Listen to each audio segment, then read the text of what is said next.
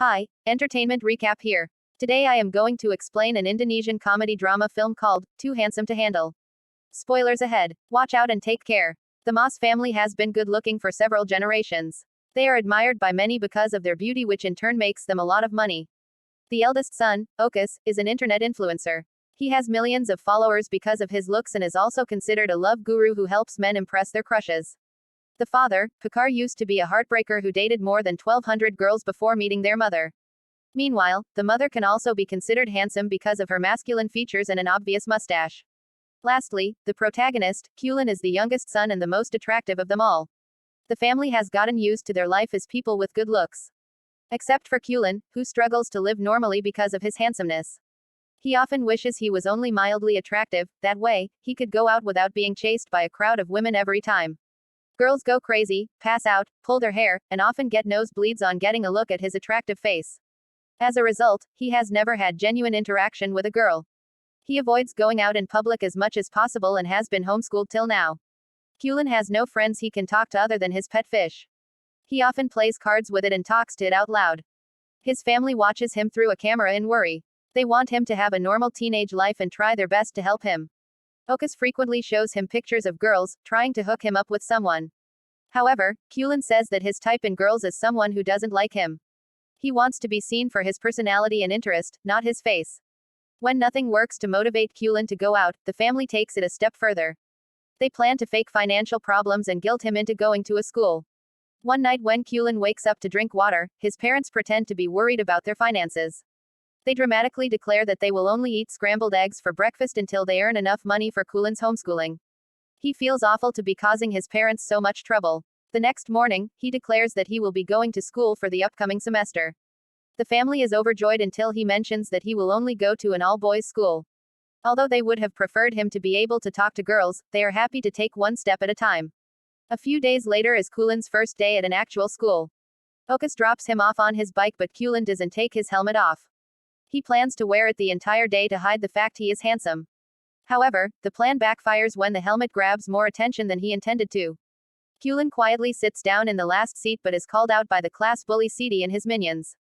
When the teacher enters the classroom, she too is surprised to see a guy with a helmet. She urges him to take it off right that instant. Although reluctant, Kulin has no way but to oblige. He slowly takes the helmet off in a dramatic way, revealing his face. In the following scene, the teacher is being loaded into an ambulance. It turns out that she started to nosebleed and hyperventilate because of Kulin's beauty. The other kids complain to the principal that the new student is too handsome to handle. Kulin runs through the hallway to go back home but is tripped by one of the bullies. They bring him to the school's storeroom and introduce themselves like they are Power Rangers. They are called the Tigatok, a group of 3 bullies led by Sidi, the principal's son. After the over-the-top introduction, they reveal that they need Kulin's help to ask a girl out for prom. The group has been in the senior year of school for the past 3 years. They refuse to graduate until Sidi goes to the prom with the most beautiful girl of the BBM school, Amanda. However, she only accepts requests from handsome men, so the group wants Kulin to deliver the promposal. They assign an innocent guy, Kibo, to help Kulin and lead the way. Kibo has also been a victim of their pranks in the past and is obliged to do what the bullies say. Afterward, Kulin goes to the principal's office with Kibo to make an official complaint about bullying in school. Kibo knows what the outcome will be, but he still accompanies Kulin. The principal is troubled by his son refusing to graduate. Since Kulin's beauty gives him a chance to take Amanda to the prom, the principal wants them to do whatever the bullies say. That evening, Kulin and Kibo decide to complete the task the next day and get rid of the responsibility. Kibo is the first person who has shown kindness to Kulin, unrelated to his beauty. Although the day didn't go as planned, he is happy to have gained a friend. The next morning, they go to the BBM school where the girls smell the presence of the boys. They are strict about not allowing ugly boys to enter the school premises. Hence, when they notice Kulin wearing a helmet, the entire school asks him to take it off. In a climactic scene, Kulin takes the helmet off and mayhem ensues among the girls. Only a few hours later, the news makes it to the television. Clips of girls crying, bleeding through their noses, getting possessed, and jumping around are being shared all around social media. Kulin starts being known as the too handsome to handle guy. The hottest student at the BBM school and model named Amanda also hears the news and is instantly smitten by Kulin. He is the first guy who matches in beauty and status with her. She immediately makes it her mission to impress him. When the news becomes huge, a crowd of girls gathers in front of the Mas residence. The family starts charging them money for a house tour. Kulin, who is hiding in the streets, sees his family on the news. He feels betrayed and used by his own people. When they call him, he refuses to come home and feels even sadder when his pet fish is mishandled and killed by the tourists. He is now on the roof of a building hiding from the maniacs chasing him in the streets. Suddenly, a girl appears behind him and inquires if he is going to jump off the roof. Kulin looks at her in shock because she doesn't bleed from her nose or pass out on seeing him. The girl refuses to talk and simply walks away. Kulin is so nervous that he can hardly speak. The encounter makes his day a lot better. A while later, he calls Kibo, who picks him up and invites him to his home. He and his grandmother welcome Kulin to stay for as long as he wants. On walking into Kibo's room, he sees two rare collectible playing cards and is amazed by them. They realize that they share several common interests and playing card collection is one of them. The following day, they visit the all-girls school to look for the girl from yesterday. While they are at it, they also meet Amanda and give her the files of the promposal sent by Cede.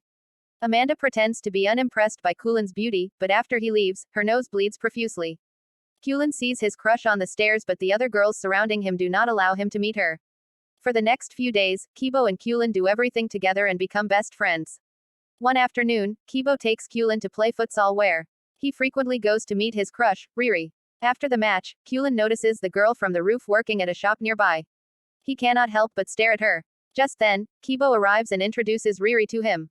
Kulin discovers that she is also Kibo's crush who he was talking about earlier. The two seem to be pretty close, which makes Kulin jealous. He can hardly fall asleep that night because the feeling is new and confusing to him. Then, he remembers Okus is a love guru and fixes a meeting with him. When they meet the following morning, Okus breaks down crying tears of happiness. He had been waiting for the day to give his brother advice on girls. Kulin has forgiven his family for selling him out to his fans because if that had not happened, he would have never met Riri. The brothers then go shopping for groceries while Okus lists out the points of things Kulin should do to impress his crush. As Kulin follows Okus's suggestions, he registers he is far from knowing Riri like Kibo knows her. But he still doesn't want to give up on his first love. One afternoon, Amanda comes to the boys' school and hands Kulin an invitation for her birthday. Alongside it, she also gives him a phone as a gift. Later that day, Kibo, Kulin, and Riri go to karaoke. Eventually, Riri and Kulin get to sing together. While Kulin is excited to duet with her, Riri only focuses on Kibo. He soon registers that she also likes Kibo back. The revelation makes his heart crumple in jealousy. So, when Kibo is not around, he bluntly asks her if she has a crush on him. Initially, Riri denies it, but when Kulin lies about Kibo being in love with Amanda, her face drops. Her expression is enough to confirm his suspicions. After returning home, Kulin calls Amanda and asks her for a favor. She happily agrees to do anything he says. The next day, several people gather at the venue to celebrate her birthday. When Kulin and Kibo arrive, Amanda welcomes them. Strangely enough, she seems to be more interested in Kibo than in Kulin. She even pulls him aside to talk to him in private. At the same time, Riri arrives at the party and sees Amanda kissing Kibo. Heartbroken, she runs outside. Taking advantage of her vulnerability, Kulin confesses his feelings for her. Riri thanks him but claims that she never saw him as someone more than a friend. Even after conspiring against his only best friend, Kulin gets nothing in return. The group of bullies also see Amanda kissing Kibo and are enraged with jealousy and anger. They beat Kibo up for it while Kulin watches from nearby, too scared to interfere. Later, he brings Kibo home and dresses his wounds alongside his grandmother. Only after seeing him moan in pain, does Kulin realize that he has made a huge mistake. The next day, Kibo gives him a legendary card from his card collection that Kulin had been wanting for a long time. Guilt-ridden, Kulin confesses to everything wrong he has done till now. Kibo is shocked and hurt by the betrayal. He claims that he would have left Riri if he knew Kulin liked her too. The words do nothing but hurt Kulin even more. At last, Kibo orders him to get out of the house immediately. Knowing that he is in the wrong, Kulin simply leaves. He finally returns home after a month. His family is overjoyed, but the same cannot be said for Kulin.